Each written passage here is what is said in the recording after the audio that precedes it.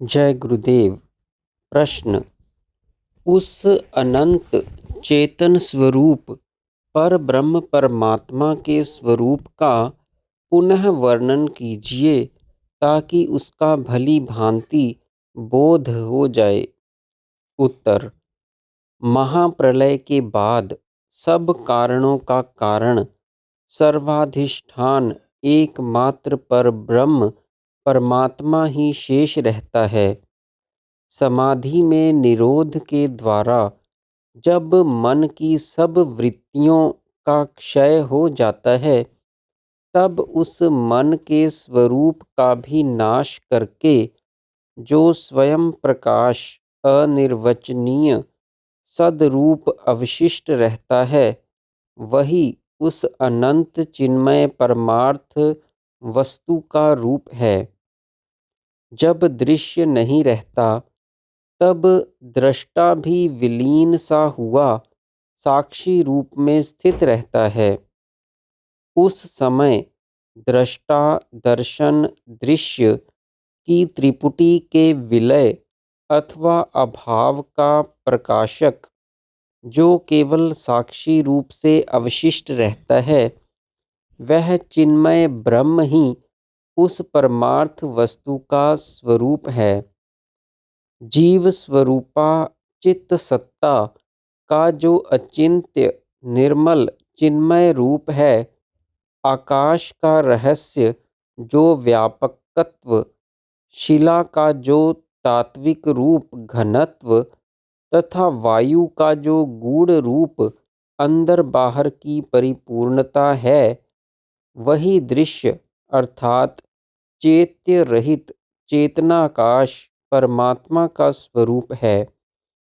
बुद्धि वृत्तियों पदार्थों की स्फुरना, दृश्य और तम अज्ञान का साक्षीभूत जो अनादि अनंत संवेदन अनुभव या ज्ञान है, वही उस परब्रह्म परमात्मा का स्वरूप है।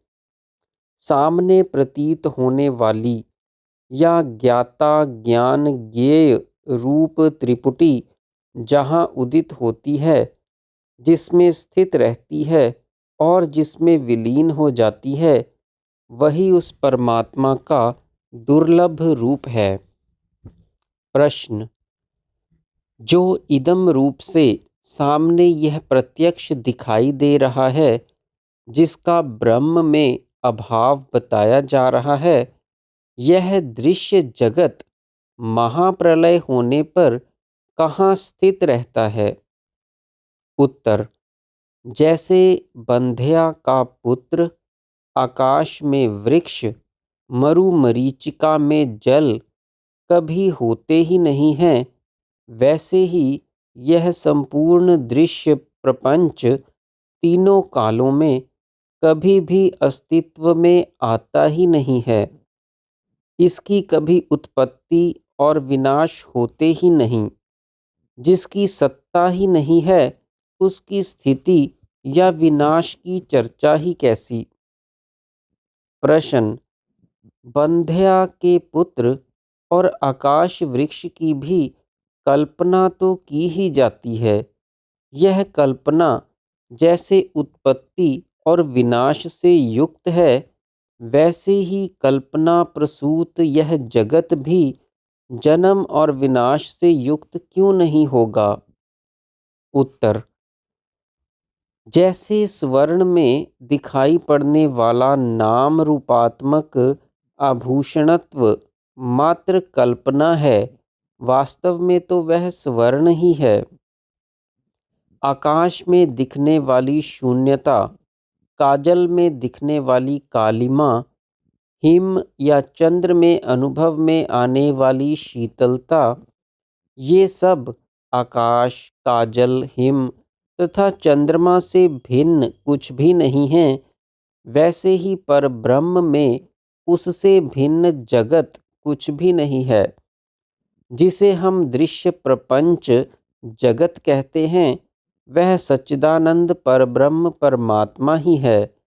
स्वप्न दृष्टा के अंतःकरण में जो स्वप्न के दृश्य प्रपंच की भ्रांति होती है, जैसे वह उसके संवित ज्ञान या चेतना का विकास प्रसार मात्र ही है, वैसे ही सृष्टि के प्रारंभ में चिदाकाश परब्रह्म परमात्मा के चैतन्य का विकास प्रसार मात्र ही यह जगत है, जो उससे अलग कुछ भी नहीं है।